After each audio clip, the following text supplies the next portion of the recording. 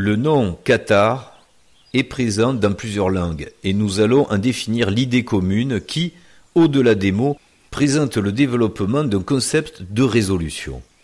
Dans sa partie unique, c'est une goutte particulière, puisque dans le tumulte d'une cascade, elle se dirige subtilement vers le haut, pour composer dans sa multitude un voile opaque, mystérieux et insaisissable. C'est encore en français que la résolution en jeu de mots se révèle. Le concept cathare comprend en même temps la matière occultante, l'action et la solution. Pour atteindre ce qui est caché dans l'Apocalypse, il faut lever le voile par l'injonction « vois-le », le mystère se révèle et la résolution du grand voyage de retour devient possible grâce à la voile. La voile. Plus que des subtilités divertissantes, le mot intégral est un trésor pour composer le carré du même nom et pouvoir conscientiser l'intelligence absolue exprimée pour le relatif. Comme pour le carré Sator, nous allons préciser et définir les nombreuses compréhensions formalisées dans les lettres, les mots et la structure même de ce carré magique en symétrie inversée. Cathare, Areta, Ténet, Atera, Ratak. Le sens des mots du carré révèle le sens d'une phrase quand le voile cathare est libéré. Cathare, Areta, Ténet, Atera, Ratak. Le libéré arrête de tenir à la terre rattachée.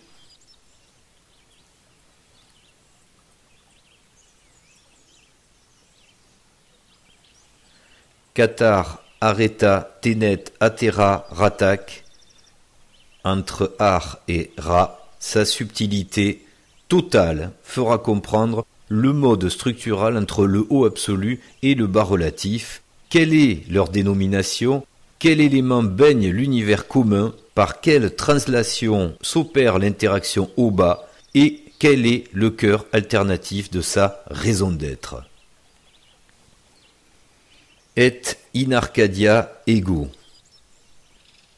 Entre l'univers absolu, en Arcadie, et un univers relatif en acrasie, avec dans l'univers absolu le K, corps absolu, le Ar, astre absolu, dans l'univers relatif le Ra, astre relatif, avec le Ak, le corps relatif.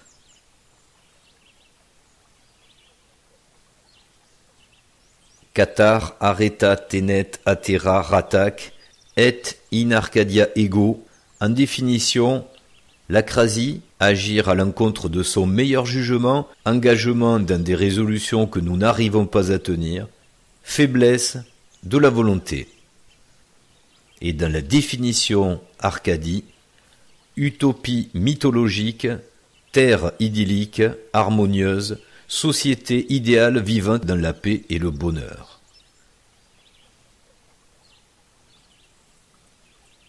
Vous comprendrez donc une fois de plus la différence mise en évidence entre l'univers relatif et l'univers absolu, entre l'acrasie et l'Arcadie.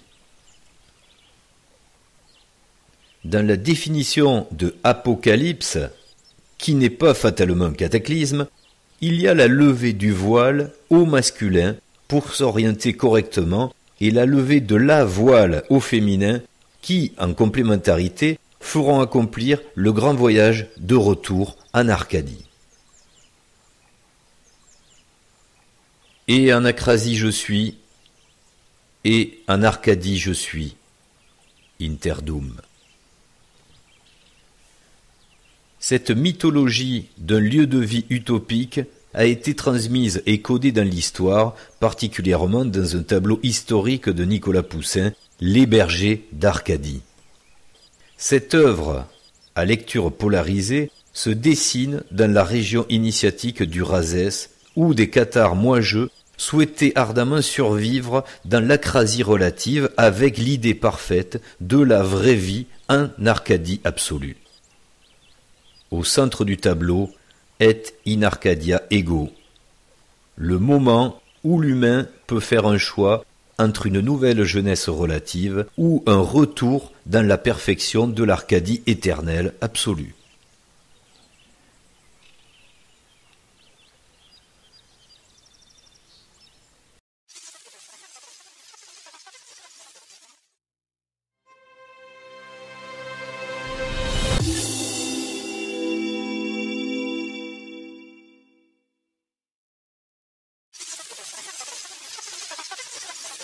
Ce carré cathare, dans la même intelligence que le carré Sator, Ténet le prouve puisqu'il est au centre des deux, va vous donner, cette fois-ci, non pas la clé de l'explication du très petit, c'est-à-dire la matière, mais va expliquer la clé de sortie du très grand, c'est-à-dire la règle du jeu dans la matière, que ce soit la compréhension du soleil, Ra, ici-bas, ou du corps, Ak, on retrouve l'Égypte évidemment, et son opposé contraire dans l'origine du jeu, avec le vrai corps qui est le Ka, et son soleil absolu qui est le Ar. Mais c'était bien la compréhension que le voile, qui donne aussi, comme dans le 666, la problématique, le but à résoudre et le moyen de le résoudre, là cette fois-ci c'était que le voile vous empêche de voir, donc l'injonction c'est bien voileux, et la solution c'était de hisser la voile pour pouvoir partir. Cette fameuse voile qui permet à l'embarcation de pouvoir naviguer vers l'utopie de l'Arcadie. J'espère que, à travers cette image, ce tableau qui comporte toutes ces compréhensions, vous remettez les pièces du puzzle dans l'ordre et de comprendre qu'à chaque fois qu'il y a une énigme assez puissante, on la résout vraiment de la même façon. On dirait un poussin. Quoi donc ? Le tableau. Je cherchais un petit oiseau. Oui, Nicolas Poussin.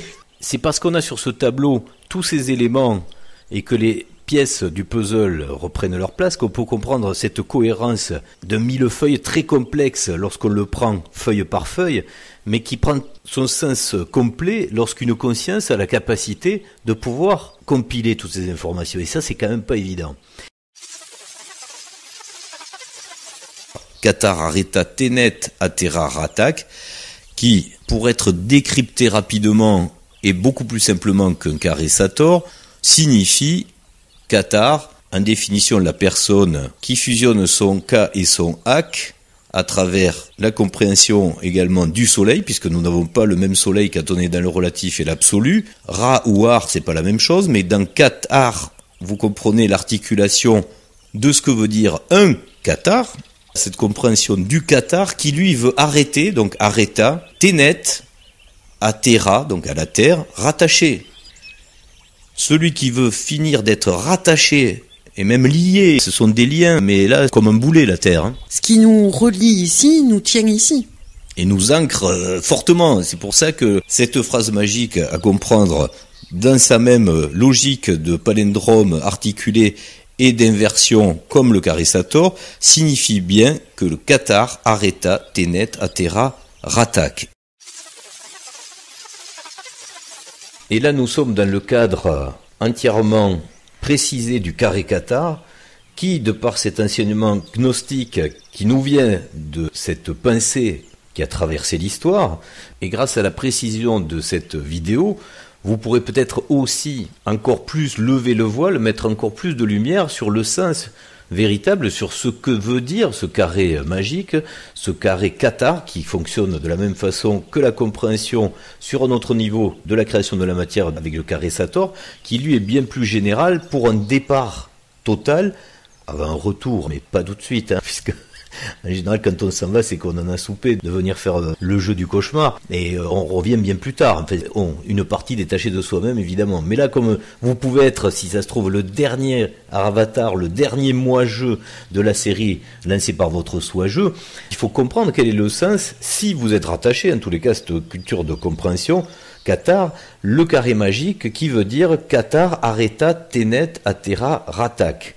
Alors, c'est une synthèse, d'ailleurs, dans d'autres vidéos, on avait survolé quelques éléments de compréhension de ces mots qui sembleraient énigmatiques. On avait parlé notamment, dans la vidéo spécifique des carrés magiques, carrés gnostiques, Sator et Cathare, le fait de trouver quand même assez intéressant que dans la structure de présentation du carré Cathare, comme vous connaissez la culture égyptienne avec le Ka et le Ak, vous comprendrez la finesse de présentation dans la compréhension de ce qui se passe en bas, dans ce qui est rattaché dans le monde relatif terrestre, dans cet enfer-là, c'est le Ratak, donc rattaché, avec un Ak à la fin. Le Ak, ce corps terrestre qui ne demande qu'à rejoindre son Ka.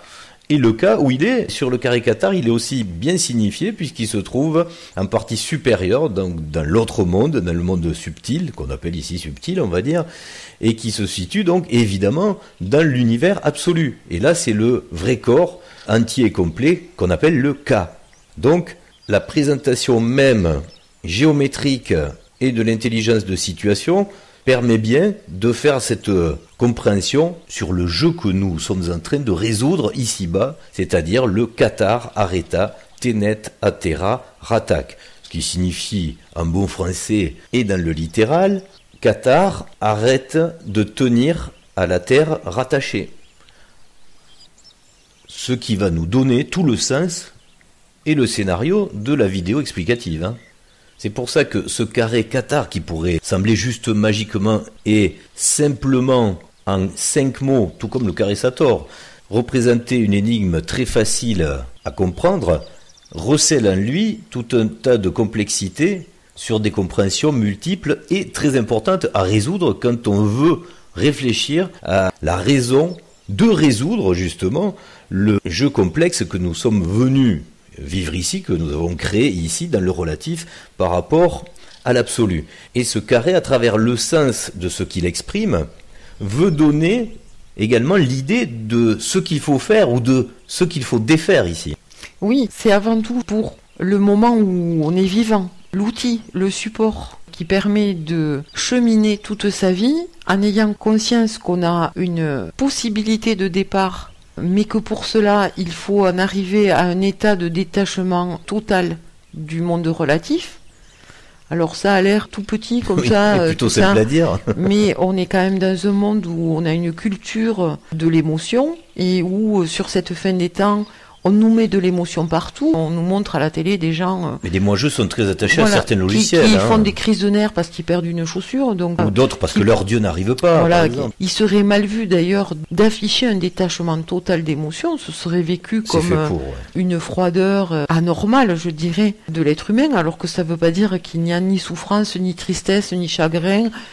C'est un support, c'est un cheminement qui nous dit, voilà, il va falloir que tu opères une transformation telle qu'elle t'en amène à un détachement total de la condition relative, quelque part, hein, et de tout ce qui est représentation du relatif. Ça, c'est l'outil, c'est le moyen. Par contre, par rapport au moment de la mort, ça devient une condition absolue. Et s'il y a bien quelque chose d'absolu dans notre monde relatif, ce sera bien ça.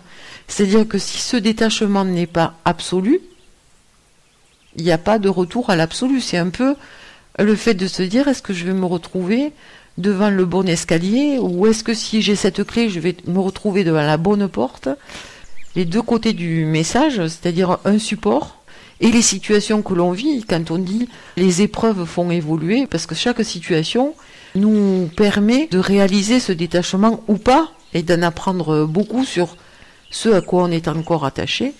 Et après, ça deviendra la condition, mais dans le sens, la clé du passage, la possibilité du passage vers l'absolu pour ceux qui en ont le projet. Oui, puisque ça reste un état d'esprit à rejoindre, et c'est celui, quelque part, du soi-je.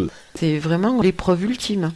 On peut l'appeler comme ça. Parce qu'on peut s'imaginer que ce passage, il est permis après qu'on soit confronté... Ou plutôt que soi-je l'ait décidé, puisqu'au final, le libre arbitre du moi-je est très restreint. Oui, c'est ça. Puisqu'on en est à quelques petites explications sur la structure avec les lettres de ce carré Cathare, là on a un petit peu décanté le très haut et le très bas avec le Cathare ou le Ratak.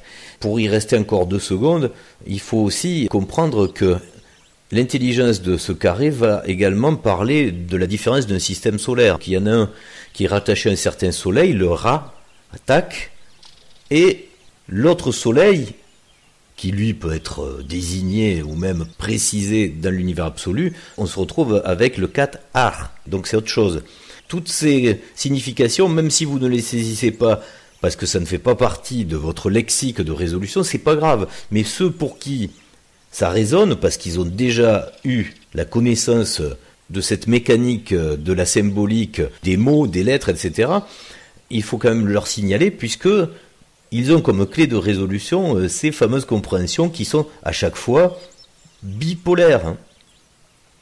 Il y a toujours deux polarités, ce qui, à un moment, doit être résolu non pas en dualité, mais en complémentarité. Oui, c'est ça.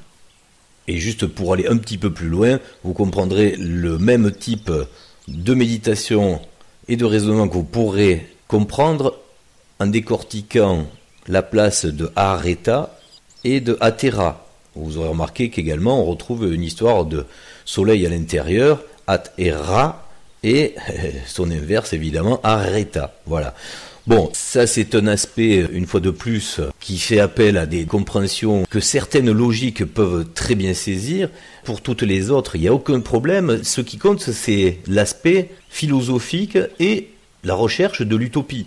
Tant qu'on est rattaché à une idéologie qui est déviante et fausse dans le relatif, les détours et les retours peuvent se perpétuer. Mais pour sortir, comme dirait en culture hindouiste, pour sortir de la roue du samsara, il faut bien à un moment intégrer quelle est la porte de sortie, comprendre pourquoi le relatif a été fait, non pas comme une sanction, parce que ça c'est le pire de penser ça, parce que c'est parce qu'il y a ici de la souffrance qu'on doit se dire que fatalement il existe un monde mauvais dans l'absolu pour pouvoir se confronter à son opposé qui lui est tout puissant aussi.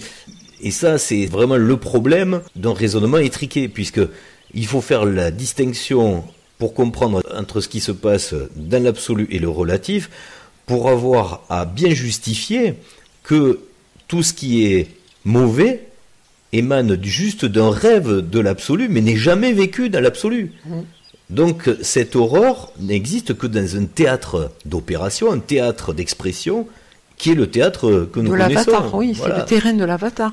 Parce que si justement on est dans le fait que toute la souffrance de la Terre serait due à des démiurges de quelque nature que ce soit, qui soient d'origine astrale, extraterrestre, etc., ça veut dire qu'on inverse la chose. Ça veut dire que le relatif est l'univers du bien, et ils se confondent à des démiurges qui seraient externes. C'est une précision, je pense, qui est très importante, parce que c'est une inversion des raisonnements, et on voit des personnes qui se perdent un peu là-dedans. Ça voudrait dire que le postulat de départ serait que notre monde qui est relatif est l'univers du bien. C'est une inversion des raisonnements, et sans ça, tout irait bien. Et c'est grâce à l'architecture des mots de ce carré magique, notamment, qui fait comprendre une obligation d'avoir un monde d'en haut et un monde d'en bas, et fait comprendre le positionnement obligatoire de deux univers et pas de multivers tels que peuvent les proposer les fascinants qui veulent vous perdre dans le relatif. Il y a bien deux univers aux caractéristiques que nous avons ici largement décrites, qui sont d'une différence très logique entre l'absolu et le relatif, ce qui permet une fois de plus, grâce à ce carré, de le formaliser visuellement. Il n'y a pas qu'un monde. Et cette grande horloge du temps et de l'espace nous conduit au raisonnement opposé du départ, quand nous sommes partis de l'absolu, pour comprendre que dans le relatif, avec la précision de l'horloge, quand vient le moment de lassitude dans l'univers relatif, il faut se réveiller dans la belle vérité de l'univers absolu. On comprend que, quelque part, c'est une adéquation donc des quatre consciences, donc des deux radicales et des deux émanations, qui en ont, mais alors vraiment ras-le-bol, qui ne digèrent plus tout ce qui se passe évidemment de néfaste. C'est bon, les émotions négatives qu'on ne peut pas ressentir dans l'absolu, on les a bien ressenties dans le relatif, donc on est tous bien d'accord que ce soit dans le relatif et dans l'absolu pour avoir à se réveiller. C'est tout ce qui est signifié dans le fameux carré Cathare, qui, on le rappelle, contient en lui-même cette idée du soleil Ra, mais aussi la précision de la nature du cas ou du hack. Et ce que je voulais rajouter par rapport à ce qu'on peut entendre des fois, c'est que l'analyse qui conduirait à dire que on est dans un monde où tout ce qui est chaotique provient d'un démiurge astral, il y a différentes typologies. Mondial, il y a différents archétypes du satanique, démiurge, etc. C'est un raisonnement inversé, c'est-à-dire que s'il n'y avait pas ce démiurge, ça voudrait dire qu'on serait dans un univers relatif fini, voilà, terminé. Donc ça inverse le carré. C'est-à-dire que c'est la cause exogène qui fait que on vit ici quelque chose qui est de l'ordre du relatif. Le mal vient d'ailleurs. Voilà. C'est grave d'inverser cette idée-là. Parce ça inverse le carré, en fait. Exactement. Ça met en haut ce qui est en bas. Et ce qui nous le prouve, c'est que nous-mêmes, notre corps est relatif. C'est-à-dire que quand il vieillit mal. On a aussi montré qu'ici, tout était périssable, fini. De l'entropie dans notre monde relatif, qui n'existe pas dans l'absolu. Donc, c'est une fausse analyse, et du coup, ça ne peut pas amener à un projet de l'absolu que de croire que cet univers est relatif parce qu'il est soumis à des éléments exogènes qui sont de l'ordre du mal, en fait. Et qui seraient d'ailleurs d'une puissance décisionnelle, donc ça veut dire que ce serait très grave. Ouais. Et puis ça veut dire aussi que ce mal, il est subi. Il n'est pas justifié, du coup. Il n'est pas justifié par le fait de mettre dans une illusion ce que l'on ne peut pas vivre pour que justement on protège son absolu de tout ce qui est dégénératif. C'est quelque part l'histoire de la mauvaise compréhension du 666, en bon français bien sûr, par rapport au mauvais 666, celui qui sert le démiurge. Et là, avec le carré cathare, on voit bien ce qui doit être en haut et ce qui doit être en bas. Et qui doit reprendre sa place. Oui, voilà. si elle n'est pas déjà. Si elle n'y est pas déjà. Et si on peut raisonner comme les cloches au niveau du grand cycle, ce n'est plus la fête de la fertilité ni du nouveau juste terrestre, mais bel et bien une renaissance. C'est fait pour un nouveau réveil d'une nature bien différente que par la conscience terrestre relative. Et là, on arrive bien à ce que nous avons exposé à travers la compréhension du réveil absolu dans le carré cathare qui nous conduit à nouveau à reprendre d'anciennes cultures égyptiennes, puisqu'on parle du Ka, le corps absolu, du Hak, du corps relatif, et de sa concrétisation à travers deux manifestations de la matière qui sont possibles, qui sont des générateurs de matière, qui sont le soleil relatif, le Ra, et le soleil absolu, le Ar. D'où sa concrétisation complète dans l'absolu qui réunit les deux, puisque vous le savez, quand on est soi-même le propre créateur de la matière, on est dans le quart. Et le quart, on sait que c'est la partie du jeu que nous sommes. Pour bien le concrétiser, on va se servir d'un autre élément intelligent archétypal qui se trouve cette fois-ci non pas dans la pyramide, mais devant une des pyramides, qui est le sphinx. Le sphinx, quel animal étrange, un mixage fait entre deux archétypes zodiacaux. Et là, il n'est plus question de parler du passage du poisson au Verseau, il est question de le signaler en termes de cap, en termes de projection, en termes d'axe. D'alignement. Exactement. Et nous nous retrouvons, si vous connaissez la culture zodiacale, avec un axe qui se trouve face au Verseau et qui est le lion. Il faut bien se mettre dans la peau, dans la tête des personnes hermétiques qui ont cette faculté d'avoir à prendre de la symbolique pour pouvoir la formaliser. Il faut toujours une intelligence de l'interprétation. Et là, nous avons une fois de plus quelque chose de très pertinent quand on arrive à la fin des temps. Donc on arrive sur ce pointage du Verseau. Nous sommes bel et bien dans l'axe de résolution entre la belle et la bête. Là aussi, film initiatique et deux vidéos que nous avons réalisées qui ont servi à pas grand-chose également, qui sont très peu vues, la belle et la bête. Mais le lion est bien la bête et le Verseau, son aspect opposé mais complémentaire, l'aboutissement par la forme corporelle de Dieu, puisque Dieu a fait l'homme à son image. faut bien comprendre que c'est pas pour Barbu tout seul qui s'ennuie, qui fait plein d'hommes à son image. Ça aurait aucun intérêt. Il faudrait quand même imaginer la nuit de cette pauvre personne. Non, c'est pas ça. Ça sert à rien d'être Dieu. Oui, ça sert à rien d'être Dieu, oui. Mais de donner quand même, là aussi, une fois de plus, la forme et la fonction. Donc la beauté, on sait par quoi elle passe, et par cette différenciation, n'en déplaise à certaines sectes androgynes, qui voudraient que tout le monde ait la même morphologie. Il y a bien un dimorphisme obligatoire pour l'amour. Et là, nous avons la forme aboutie d'une femme, donc le Verseau, qui, dans la symbolique, une fois de plus, on reprend la compréhension de la forme-fonction, elle est en train de verser de l'eau. Alors certains vont dire, ouais, ben c'est peut-être sanitaire, elle va doucher les gens qui sont sales. Non, c'est un petit peu plus subtil. Vu qu'on sort de l'ère du poisson, c'est pour bien faire comprendre que l'archétype du moment des émotions à vivre pendant le poisson, c'est justement l'obscurantisme. C'est comme l'humain quand il est plongé sous l'eau, on l'a déjà dit 50 000 fois, mais on le répète parce qu'il faut quand même comprendre tout ça, c'est bel et bien pour pouvoir caractériser cette ère comme une ère où, comme au fond de l'eau, on n'entend rien, on comprend rien, on voit pas loin, et on voit pas surtout ce qui se passe à la surface. Hein. C'est l'allégorie de la caverne, hein. C'est exactement Platon, c'est pareil. Et là, vous comprenez bien qu'avec cette manifestation du Verseau, elle est en train de verser l'eau, mais non pas pour noyer quelqu'un, non, elle verse l'eau d'un récipient. Ce récipient, vous comprenez bien que c'est comme le crâne dans les cabinets de mystère, c'est donc le siège de la conscience. Une fois de plus, on revient vers la glande pinéale qui n'était peut-être pas configurée de façon optimale pour pouvoir avoir l'intuitif. Alors que là, si on verse l'eau dans lequel il y avait la conscience dans ce bocal qui était noyé, bon, on retrouve de l'air, puisque le Verseau est un signe d'air, pour pouvoir mieux réfléchir. Ça va mieux raisonner là-dedans. Ça raisonnait pas bien. Ah, c'est sûr. L'eau, c'est les émotions aussi. Hein.